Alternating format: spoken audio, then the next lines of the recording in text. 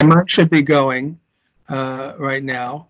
Yes. So I guess why don't we get into it? That's great. Are you ready? Okay. So, welcome listeners to the second entry of the podcast Pop Art. I am Howard Kastner, your humble host.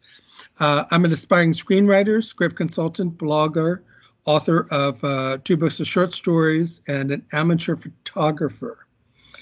The basic premise of Pop Art is for a guest to choose a film from popular culture, and I will then choose a film from the more, let us say, arty side, older film, foreign film, something like that. That might be an interesting thing to talk about in connection with it. So today, my guest is Richard Kirkham, who sort of chose the James Bond blockbuster Goldfinger, and we'll get into the sort of choosing in a second. And then I, in turn, sort of chose the dark, brooding adaptation of famed novelist John Le Carre's novel, The Spy Who Came In From the Cold. So let's start with Richard. Why don't you go ahead and introduce yourself and tell us something about yourself? All right. Well, I've been blogging for about 10 years now, and on my primary site, Kirkham, a Movie a Day, I blog on everything that I see in a theater, which means that I haven't been blogging for the last month because the theaters are all closed. That is true. And I'm a child of the 70s, so I watched a lot of movies from the 1970s that I did on my original project, and since then I've been participating in a lot of podcasts. I'm now the co-host of the Lambcast, the weekly podcast from the large association of movie bloggers. I'm a retired communications professor here in Southern California and a longtime movie fan. And as Howard has already hinted at, I picked the James Bond franchise because I'm a huge fan of James Bond. And recently on the Lamb, we've been doing a look back at all 24 films in anticipation of No Time to Die. Of course, all of our plans have gone awry this last month because everything has changed. So, but we'll straighten that out. And I think that's enough to get started. Yeah, when I say sort of chose, you actually said, how about something from the James Bond enterprise? And then you let me choose the film myself. So out of all the enterprise, I decided to go with Goldfinger. So we'll be talking about Goldfinger first, and I'll just give out some quick information on it. It was produced by the famed team of Albert Broccoli and Harry Saltzman, who did a lot of the James Bond films. This is their third. It's based on the book by Ian Fleming, directed by Guy Hamilton, who did 4 Bond films. The screenplay is by Richard Nabaum and Paul Dean. Stars Sean Connery, Honor Blackman, Gert Frobe, and Shirley Eaton. And the music is by John Barry. Now, also as it goes along, especially when we get to the next one, we'll also discover there's actually some kind of coincidental connections between the 2 films, which I didn't know about when we chose them. So we'll be covering those as well. So why don't we start with you're very big, it seems, on the Bond enterprise. So what is it about the James Bond and the Enterprise and then Goldfinger as to why you sort of gravitated toward these for the podcast? Well, like I said, I'm a big Bond fan. When I was a kid during the 1960s, I saw my first James Bond films, and next to outer space, the spy craze was the biggest thing in the 60s. You could not turn left or right without running into a spy franchise, a television show, something new in regard to that. And of course, James Bond became the most successful of all of those kinds of enterprises. And actually, I think a lot of people say it's the one that actually is responsible. Yeah, I think it does. I think you could easily say that that's what caused there to be an explosion in those kinds of films. Although there had been spy films before, but certainly not with the amount that came after the Bond series started. That's really what set it off. And Goldfinger is although there were two Bond films prior to this, and they were very successful, Goldfinger was the first blockbuster Bond. It was the one Right. that broke through, became a cultural phenomena. Uh, Everybody kind of remembers it. It has iconic images that stick with you. It's an outlandish idea, and it's done with a great deal of aplomb. It's a lot of fun, and it's over the top in its nature, which I think is one of the things that made, it set a template for the Bond films for the next 2 decades. Right. They say that, yeah, this set the template. When did you first see the film? I saw Goldfinger probably in 1968, 67, a couple of years after it had opened. My Right. older brother took me to, they used to re-release the films every few years, sort of like Disney did, and they would do them in a double feature package. So I think I saw a double feature there were two of them that I went to, I know. I think the one I saw was Goldfinger with From Russia with Love. And then the other package that I also saw, not too far from it, was Doctor No and Thunderball. And so that's my memory of it. Of course, that is 50 plus years, so it could have Oh, been some other combination. But I remember seeing it in the 1960s. I can tell you the theater that I saw it at. That's not there anymore. And I do know that it was my brother who took me, my older brother, who, he had read the books. He was a big fan of Ian Fleming. In 1965, we were in New York City on kind of a family trip.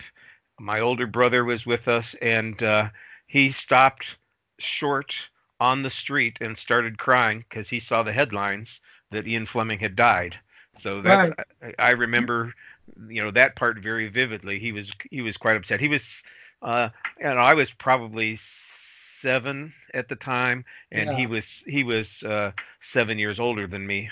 So he was more aware of what was going on, and I know that he read the books because the books were around the house, and that's another way that I kind of found out about it. I would see those paperback novels with the covers and be intrigued as to what was going on there. Yeah. Ian Fleming actually, I guess, designed all his covers, at least for when the books first came out. He also died a couple of months before the opening, so he never really got to see Right. Goldfinger either. So, Yeah, this was like I said, did, this was a cultural phenomenon, this particular film. It I have to ask you, did you get the joke of Pussy Galore? when I was a kid, no. That's what. But one of the things is, as I read in my research, is they wanted to change her name to Kitty Galore for censorship purposes, and I think the writer said that, or producer, I can't remember who said that if any 10-year-old understands the phrase "pussy galore," they're not a 10-year-old, they're a bitch. So they did keep that in the movie. They would not use it in any advertising or anything like that. And I guess also there was an original line that they did cut or change, that when he wakes up and she says, and he asks, "Who are you?" and he says, "I'm Pussy Galore." He's supposed to say, "Well, I know that, but what's your name?" And That's they yeah, cut. that would be a line I think that they would definitely cut. Um, I first saw it, I guess, in college after it came out. I'm not quite the fan of James Bond than you are. I enjoy the movies very much, and I think I've probably seen now all of them, even the ones after Sean Connery left. Though there might be one or two that I didn't see. Uh, the Daniel Craig Casino Royale is my favorite, and that's the one that also tends to actually sort of take it more toward John Le Carre territory. Hmm. But these others, they're always a lot of fun. And one of the reasons why I chose the uh, Goldfinger out of all of them is the villain, who I always liked, the actor Gert Frobe, who took it when Orson Welles wanted too much money And then Gert Frobe started asking for more and more money, making more demands, where they decided maybe they should have used Orson Welles in the first place. But Gert Frobe, in many ways, James Bond is often only as good as its villain. So Gert Frobe was a great villain, and it also has one of my favorite lines from it, where Sean Connery says, "You don't expect me to talk to you," and Goldfinger says, "No, Mr. Bond, I expect you to die." Yes. And that's probably could be my favorite line of all the James Bond films as a whole. Yeah, it's a great line, and everybody uses it. I was in a conversation online the other day, and I got a chance to use it myself. I had a friend who was trying to convince me I should be buying a James Bond T-shirt, and I said, "You expect me to buy?" Yeah. This is also the first time that James Bond himself says a martini shaken, not stirred. Apparently, before this, everybody would bring him in the martini, and they would say it's a martini shaken, not stirred. But this is the first time he actually said it. I'd like to talk something about the screenplay. It's by Richard Maibaum, I believe that's how you pronounce his name, and Paul Adine. And I don't know, have you read the original book? I have not. I've just read a summary of the book. So yes, I read the original book. They made a couple of changes from the book. And I don't know if you can talk about that, but they made one major one that's just was a brilliant change, and another one that was sort of an updating to make it more modern. So talk about the changes they made from the book. Well, the main change that they made is that originally in the book, it really is a heist that Goldfinger is planning on stealing the gold from Fort Knox. But in the movie, that was going to be a huge problem because it would take forever to move all that gold. It was too heavy. You'd have to have a train car pull up next to Fort Knox. You'd have to have hundreds of people. It would take you days to offload it. And what James Bond says in the movie. Yeah, exactly. So they use that as a justification. So what they do is, in essence, they turn it into a kind of an espionage plot, because there is a Chinese operative who arranges to bring a dirty bomb in, and they're going to irradiate the gold supply, undermining the financial systems of the West, particularly the United States, for, somebody does a calculation about what the half-life is, 54 years or something like that. Right. But of course, you could just ignore all of that, because whatever it was, 7 years later, we went off the gold standard, and the U.S.'s financial system is all based on our credit now instead of the gold that's in Fort Knox. So I guess it probably wouldn't have been that big a deal, but at the time it sure seemed like it was. Yeah, and this also then would also just increase Gert Frobe's net worth with his gold. Yes. Because now his gold suddenly becomes a lot more valuable. Right. And I have to say, I thought that was kind of a brilliant solution to the problem, because even the book was, I think, criticized for that. And I believe Richard Maibaum was the one who came up with that idea. Yeah, and I think, and it makes a little bit more sense also, since Bond works basically for MI6, which is a intelligence agency. Chasing criminals is a little bit less his milieu, and the other seems to make a lot more sense. There's a reason for him to be involved in this whole plot. And if you want a little bit of trivia there, the Chinese nationalist who gets the dirty bomb plays Kato. Yes, that's Burt Kwok. Yes. So it's a lot of fun. Yeah, I thought that was a nice little connection.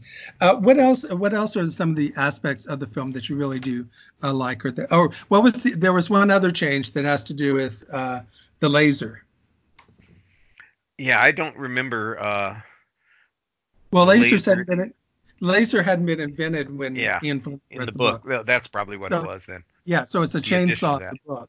And then Yeah. they decided to bring something new and give it the laser. So what are some of the other aspects of the movie that stand out and that you really remember? Well, of course, the one thing that everybody remembers is the Golden Girl, Shirley Eaton, at the Right. beginning of the movie in the early sequence when Bond bests Goldfinger and kind of stops his taking of a rich businessman at a game of gin. You know, he's cheating basically, and it just shows what kind of personality Goldfinger is. But when she is, you know, he's Bond seduces the girl who's complicit in the cheating scheme, and they have a little interlude, and then Bond's knocked out, and she's painted gold. That's an iconic image. I mean, you see that image of that woman lying naked on the bed, painted gold, and that's something that definitely stands out. And the theme song, I remember hearing the theme song before I saw the movie.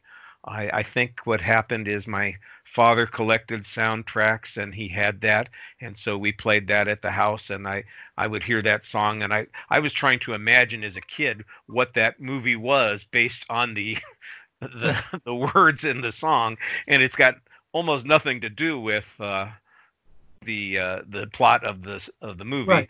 but the song is so great, and the Shirley Bassey rendition of it is terrific, and those horns at the beginning are awesome. It really reaches out and grabs your attention. So that's something else I remember. And of course, Odd Job, the mostly silent killer in the background, the He henchman. grunts a bit.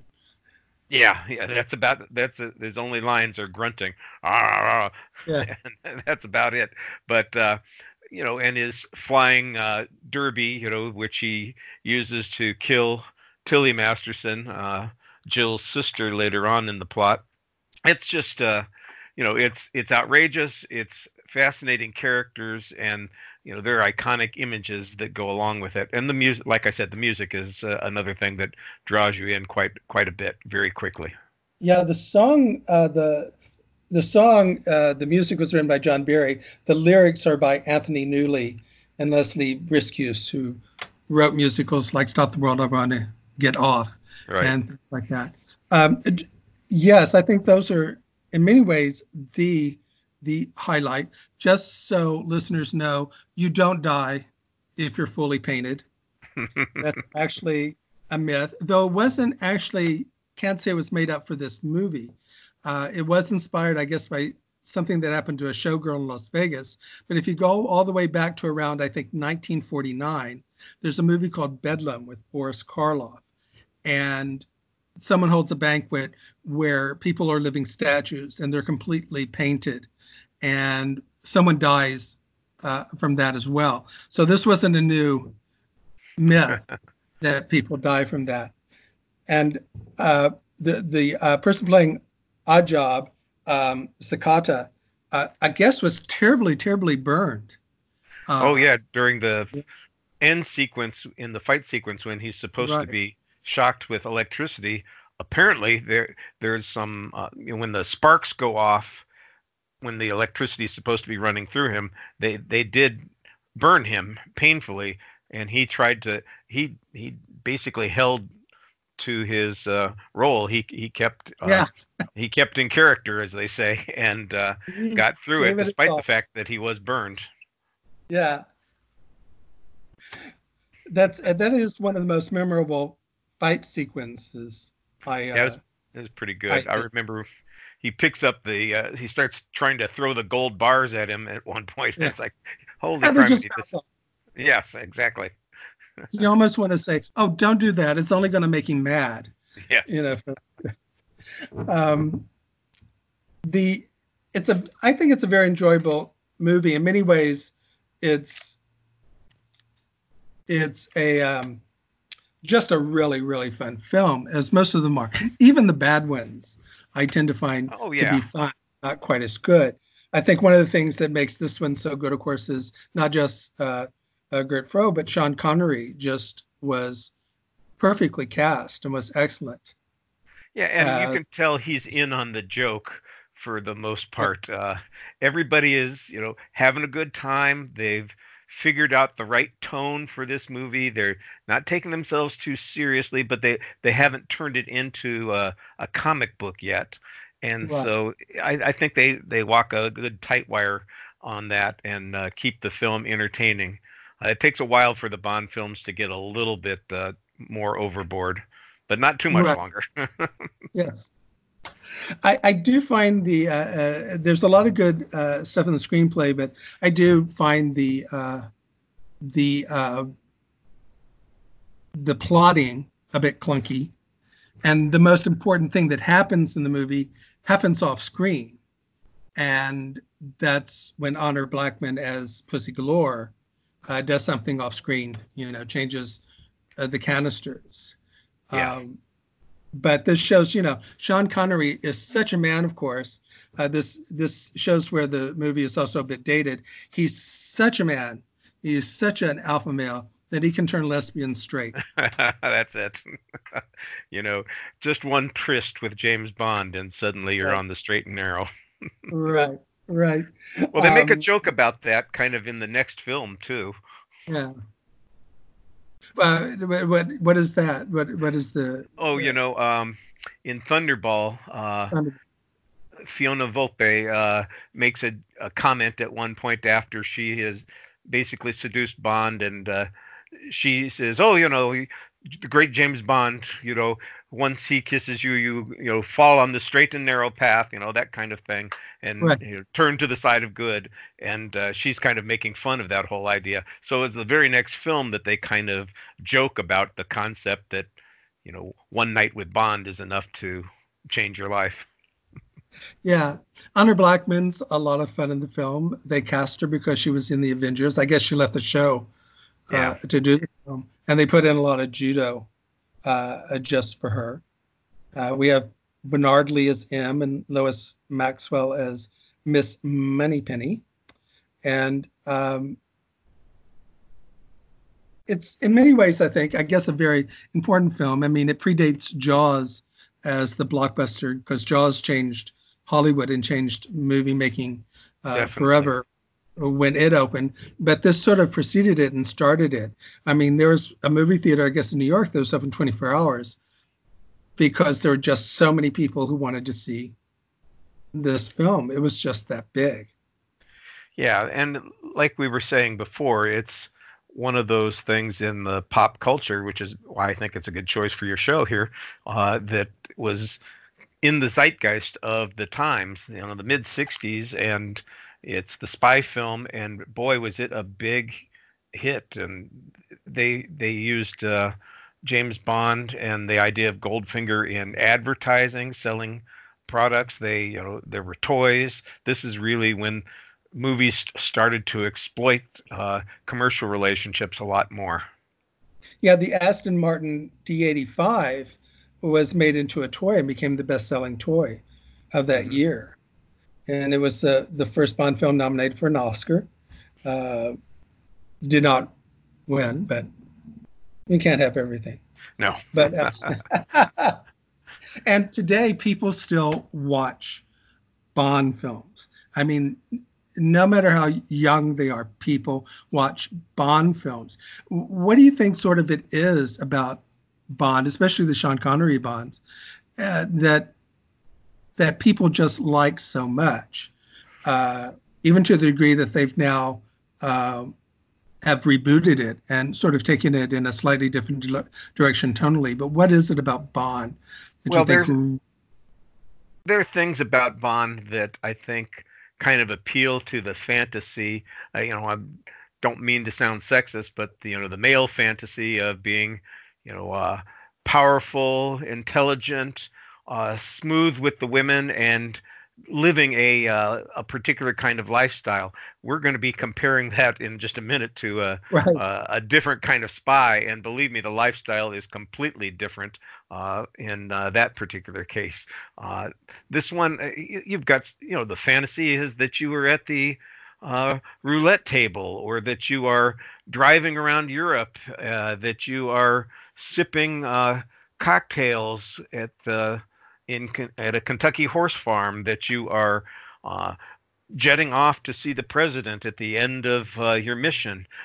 Who wouldn't fantasize about having those kinds of things in your life? That you smile a particular way and somebody falls into your arms. You eat the foods that you like, and you have access to clothes that make you look fantastic, and You you wear get to them drive the under, coolest car. yeah, you wear tuxedos under rubber under suits. under your wetsuit, yes. Yeah.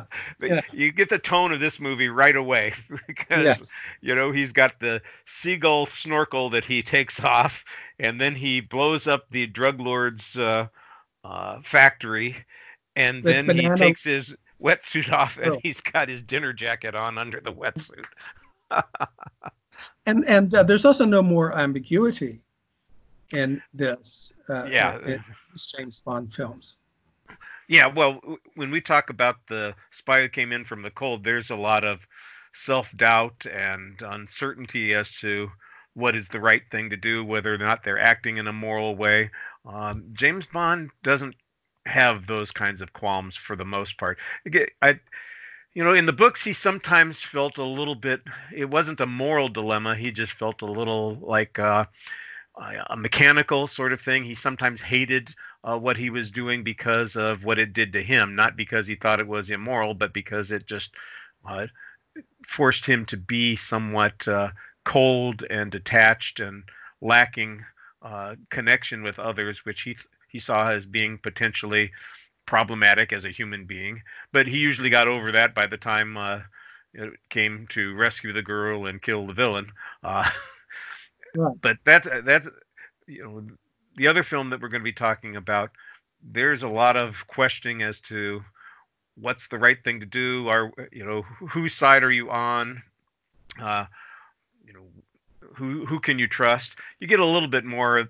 I tell you, the later films always have some sort of traitor in the story, and that becomes a bigger plot point in a lot of the James Bond films. There's a dark side somewhere there. There's not really that sort of thing going on in this film. This is really Right. good guys and bad guys. Yeah, when we get to the Daniel Craig films, Yeah. uh, they start giving all the characters more psychological depth. This James Bond has a lot more inner conflict than before, and the conflicts also, or you know, the way he's treated by MI6 and such is different than the way James Bond is treated here. But since we've been talking so much now about the next one, we'll go with the Spy Who Came In from the Cold, which I sort of chose. What I did is I sort of gave you a choice. We could go. I said we could go satirical with the OSS 117 series with Jean Desjardins from France, in which they're making a third one. So we're getting a third one of those. Or we could go for the more serious, The Spy Who Came In from the Cold. And I guess I'd have to say you can't get much more serious in spy films than The Spy Who Came In from the Cold. Oh yeah. Um, so a little bit of information. The director is Martin Ritt. He's one of our better directors of the 60s, 70s, and 80s who never made it to the top echelon of Steven Spielberg, but made a very nice series of solid films. The screenplay is by Guy Trosper and Paul, is it Dean or Dane, who also contributed to the screenplay of Goldfinger. It's based on the Jean Le Carre novel, his first really truly 100% spy novel, and the one that made him a big hit, so that actually he could quit and do nothing but write. It has Richard Burton, Claire Bloom, Oskar Werner, and a ton of recognizable supporting character. Wonderful black and white photography by Oswald Morris. So, when did you first see The Spy Who Came In from the Cold?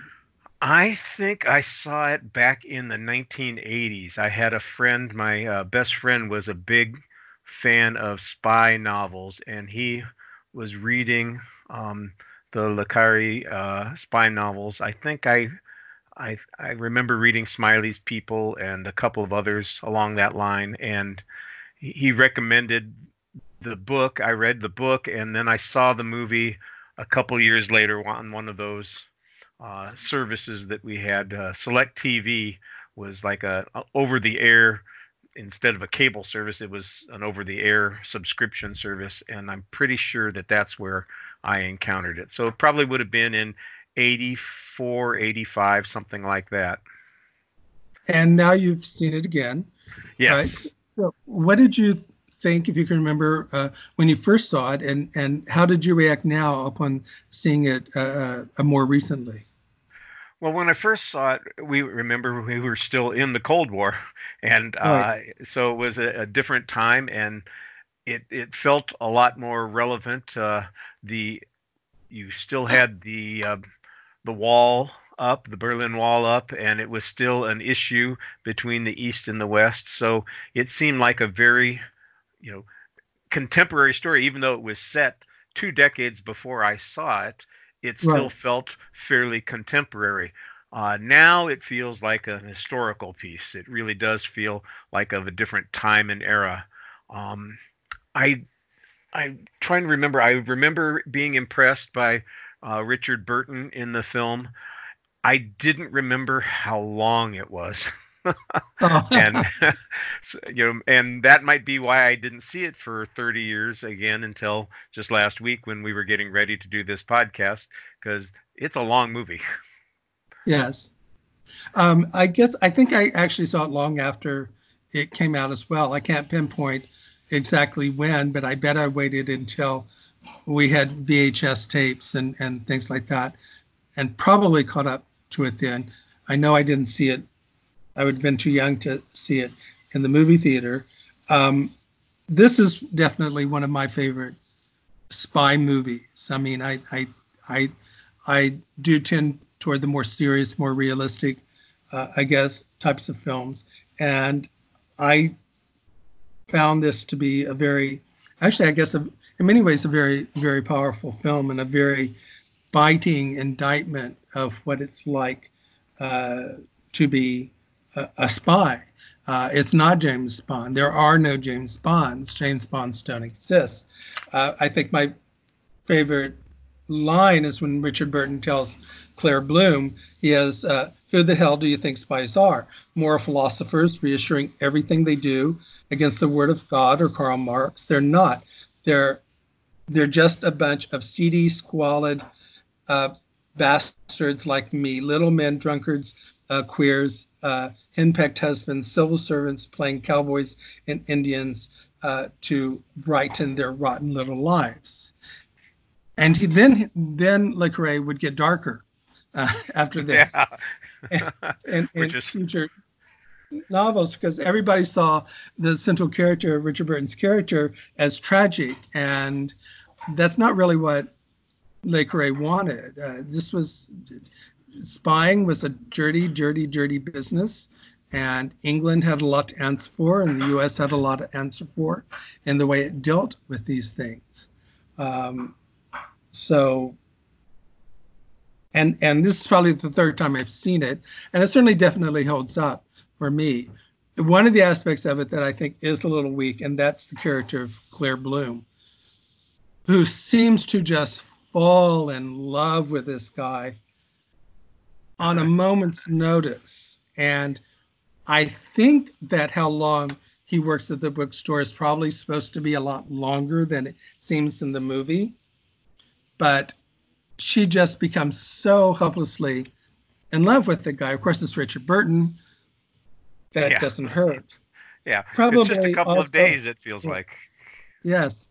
And probably also what doesn't help is she's actually supposed to be 18 or 19.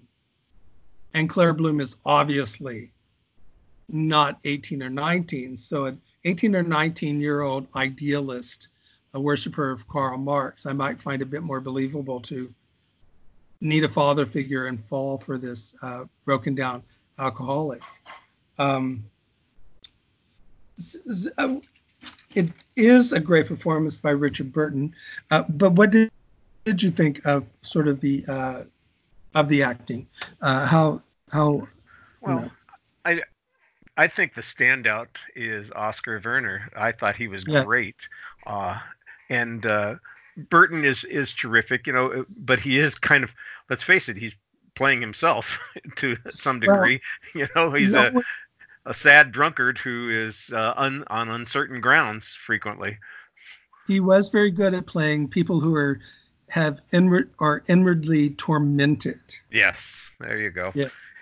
And the film is, it is a spy movie. It is got an intricate plot. There are a couple of really good twists in it.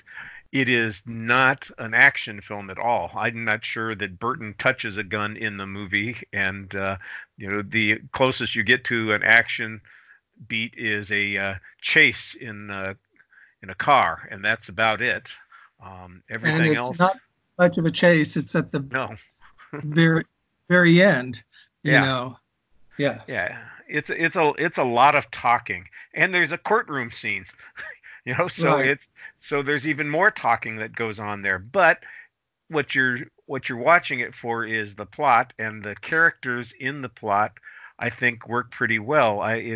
The guys who are doing the recruiting for the East Germans are interesting. You mentioned familiar characters. There's Robert Hardy is one of them, and I knew him from TV series All Creatures Great and Small, which was a Mhm. BBC show that played on PBS back in the 70s and 80s, and I watched that. And most of the people watching now would know him as the Minister of Magic from the Harry Potter films, the first four or Oh, five films. that's a You good know, connection. yeah, and Sam Wanamaker, who was a character in Once Upon a Time in Hollywood, appears as an actor in this film, and I thought he was pretty good. Uh, they don't come across as malevolent and evil. They are, of course, communist recruiters. They're looking for somebody to pull into their web, and the one who seems most sympathetic, despite the fact that he is kind of cold and calculating, was Oskar Werner, who, as Fiedler turns out to be the target of the plot Yeah. in the end. Well, he's a true believer. He really does Yeah, believe in the communist revolution. And in a way, I strangely felt not only was it a tragedy for Richard Burton and Claire Bloom, I also felt it was a tragedy for Oskar Werner. Because no, I'm not a communist supporter or anything like that. But he was probably about the only true believer, well, along with Claire Bloom in the movie, and they both don't survive. and he's on screen the smartest of the characters in the story. The control back at MI6 actually is even smarter, but he has only a couple of scenes that we see. We don't really see the machinations that he goes through in coming up with this plot. But he's the one, Oscar Werner's character is the one who puts two and two together and discovers the truth. And, it turns out that they're actually trying to hide the truth. And he's discovered the truth, and he gets punished for observing what is true. Right. And they find a way to use that against him. And I just thought that was the most clever part of the story from my point of view. That It is one of the better twists, I think, and Yeah, it does very well. It just you're not really prepared for it. no, I don't think so. And Burton turns out to be kind of a pawn, even though he thinks he is running the scam himself. The scam is also being run on him, and there's that, like I said, that secondary subterfuge that's going on in this style of story. That's one of the reasons that it is so talkative, because I don't think you can show those things. You have to kind of explain those things. You have to set them up with character. You have to have a long uh, exposition and plot that allows us to see those things. It's not something that you can instantly get by suddenly looking at a, a telegram or intercepting a coded message, or having a character perform a certain action like you would see in most uh, spy films, and particularly in Bond films. It's really a string of clues that you get led to, and so it feels naturalistic as opposed to something that's surprising. Yeah, Sarah Cusack, isn't it, who plays M? Yeah, the equivalent, yes. Yeah, in this movie. And one of the things I did notice this time around is that there is sort of a major difference, and that's how between the East and the West, and that's how they treat each other personally. When Richard Burton goes in to see M, he says, sit down, let's talk about this, et cetera, et cetera, et cetera. Whenever the communist people and spies meet, they just go out of their way to humiliate each other. Yes. Just to really put those other people down. And it's just a series of humiliation. Well, I think that's probably I was going to say, I think that's probably a reflection of the way the worlds worked, or at least the way we saw them. The East was repressive, and there's an authoritarian tendency, and it's all about power and control. And even though Cyril Cusack's character is known as Control, he's not necessarily, I mean, he is controlling behind the scenes, but it's certainly in a much more graceful way than the tribunal that they end up facing at the end of the movie in East Germany. Right. Speaking of Control, though, before we should mention that Bernard Lee, who plays plays Control, or he plays M in the Sarah Cusack plays Control. Bernard Lee, who plays M in the Goldfinger and the James Bond series, has the part of Mr. Patmore, who is the poor, put upon, long-suffering, grocery clerk. And he has a very nice thing here. I suppose Josh should be mentioned that this is the first appearance of George Smiley in movies. He does appear in previous books, but in the movies, this is his very first appearance. He only has a small part. He becomes much bigger, of course, in the three books that make series, Smiley's people. And Le Carre said that he had great time on the set, that he was mainly, though, supposed to sort of be Richard Burton's drinking buddy and to take care of him. And he had a great time doing that. He didn't think they really changed much from the book. They changed the name of Claire Bloom's character, which is Liz Gold in the book. They changed it to Nan something in the movie because Richard Burton was seeing Elizabeth Taylor at the time, and they didn't want that implication to come into the movie. Yeah, every time he said Liz, people would have been, taken out of the movie, I suppose. And apparently Elizabeth Taylor did come to the shooting, and apparently that just really was a real pain, because not only did it attract tons of people, well, the relationship of Liz and Dick, it was colorful, to say the very least. So that also tended to get in the way. As Carre went on, if you want to go for the realistic look at espionage, you go to Le Carre, you go to Graham Greene, you go to Somerset Maugham, and authors like that. If you want to go to the fantasy, you go to Ian Fleming. And then there are some that are sort of in between. You get Alfred Hitchcock movies like Notorious, which is a pretty dirty look. Yeah. Espionage. But you also have North by Northwest, which is a much more fun fantasy. More fun, but I tell you what, the character, gosh, I'm blanking on the actor's name. He played Mr. Waverly in Man from U.N.C.L.E. He was Topper, and I can't remember his name. I always seem to forget his name. I do know that he's the biggest actor to appear in most Hitchcock films. He appeared in 6 films, and Yeah, and Yeah. it's I'm just going blank here. This is one of those things. As you get Uh, older, it's sitting right there, and it'll come to and me any second. But I actually never remember his name. I don't know why. But yeah, he basically says, "Well, we don't really care about you." yeah, he's pretty indifferent. I mean, he's pretty brutal in the way he treats his agent, and he's pretty frank in talking to Cary Grant's character about the whole thing. And you can see how he's cold and calculating and says, they've got to be the same way. They've got to be just as brutal and efficient as the opposition. And I think you get a Yeah, sense of that in both that film but especially in the one we're talking about here.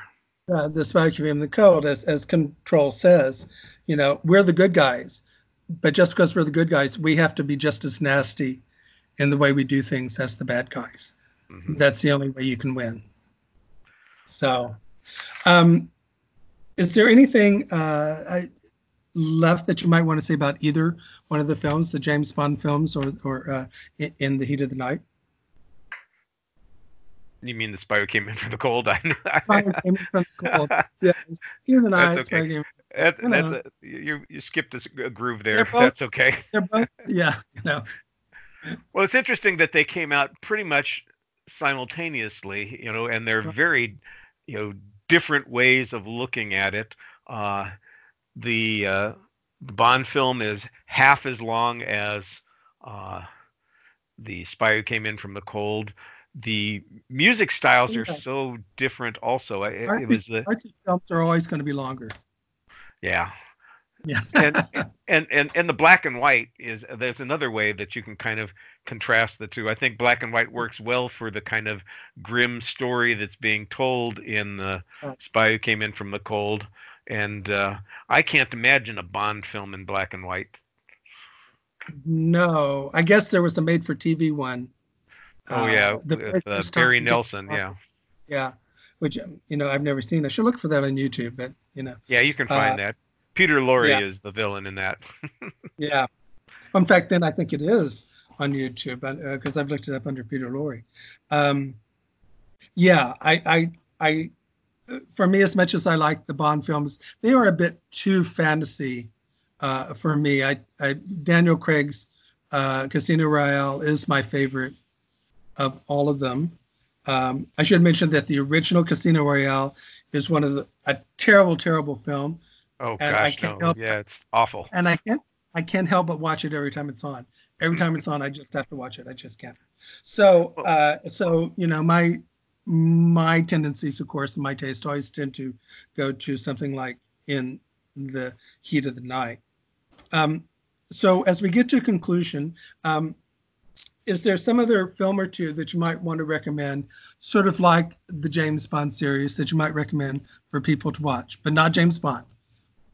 Oh, well, I think everybody knows that the Bourne series was kind of the inspiration for rebooting James Bond with the Daniel Craig. They were trying to, update Bond and make it more action-oriented with a little bit more brutal combat and hand-to-hand sort of thing. And I like that series well enough, but it's not my cup of tea. I kind of enjoy the fantasy part a little bit more. So I would always recommend True Lies, which is a nice combination of silliness and just enough, real threat kind of thing. The idea of the terrorists, that's a real sort of thing. But the Arnold Schwarzenegger trying to pass himself off as a spy. That was a little silly, but that's a lot of fun. And I have to admit that I am ashamed to say, and all my friends will just probably shun me, I have never seen True Lies, and I really need to. It's very entertaining. It's a lot of fun. I mean, it's Jamie Lee Curtis is great. And she's great. I love Jamie Lee Curtis. She's terrific in that movie. So that's worth a watch. So that would be my recommendation on the Bond level.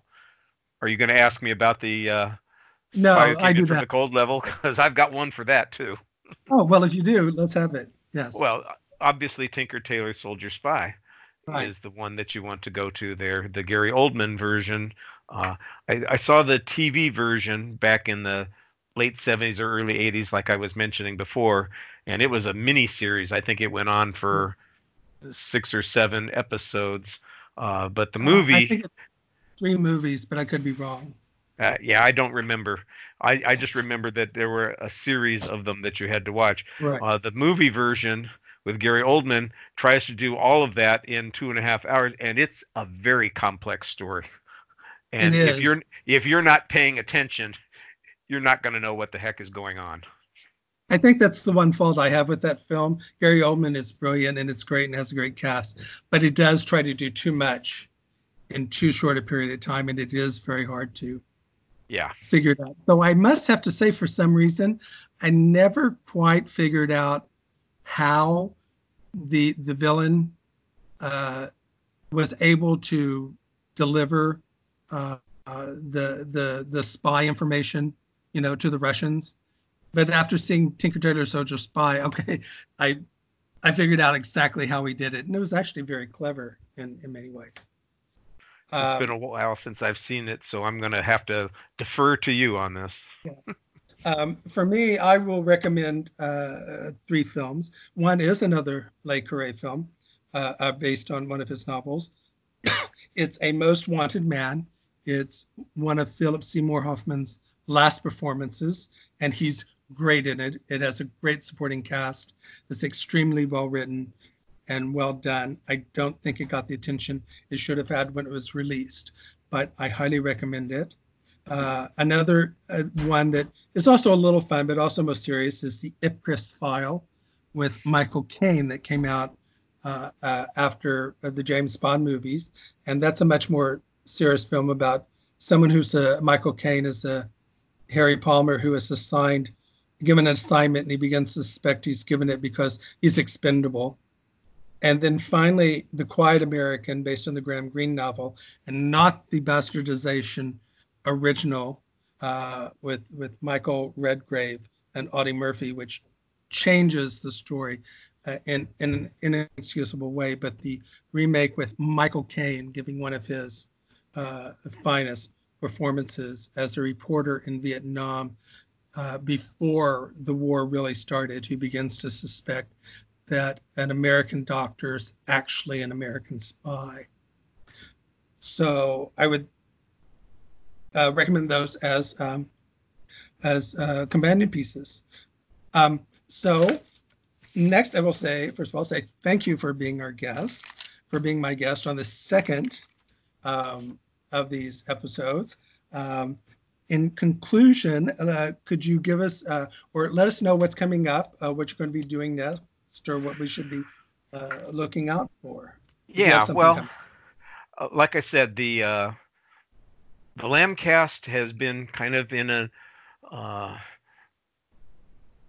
what would you call it? Some kind of cascading, rolling changes, because everything on our schedule had to change because all of the films being released have been a little bit different. So we're trying to find interesting things to talk about that are maybe a little bit more generic, look back a little bit more. And I think we've been successful at that. So there's a lot of those kinds of things. On my site, I'll probably, if this keeps going on for any while, I'll probably dip back into doing a film series. I've done some like film festivals in the past where I would just watch 5 or 6 films from one of my favorite actors and do a post on that. I did one on Robert Shaw, and I did one for Charles Bronson. So I might find an actor or a performer or a director that I like, and maybe do a series of films in the next month or so. I don't have anything definite right now because everything's sort of been up in the air, and I hope everybody's staying safe, by the way. Right. As for me, some of these I've mentioned in the last podcast, but my blog can be found on WordPress. It's called Rantings and Ravings. My most recent entry was a blog posting on writers, both film philosophical writers and fiction writers who have influenced my writing. I have a screenplay consultation business, so you can find more of that on my blog as well as on Facebook. I have a Facebook Howard Kastner script consultation page. I've written a screenwriting book called Rantings and Ravings of a Screenplay Reader, 2 books of short stories, The Starving Artist and Other Stories, and The 5 Corporations and One True Religion. And I've also published 3 plays. All of those can be found on Amazon. Simply Google my name. Yes, when it comes to the Lambcast, I was supposed to be on the Wonder Woman Lambcast, but as of now, I have no idea. That's going to roll back at least until August. Yes. And then speaking of the Lambcast and Jay Cluett, right now he's supposed to be my guest on the next podcast of Pop Art.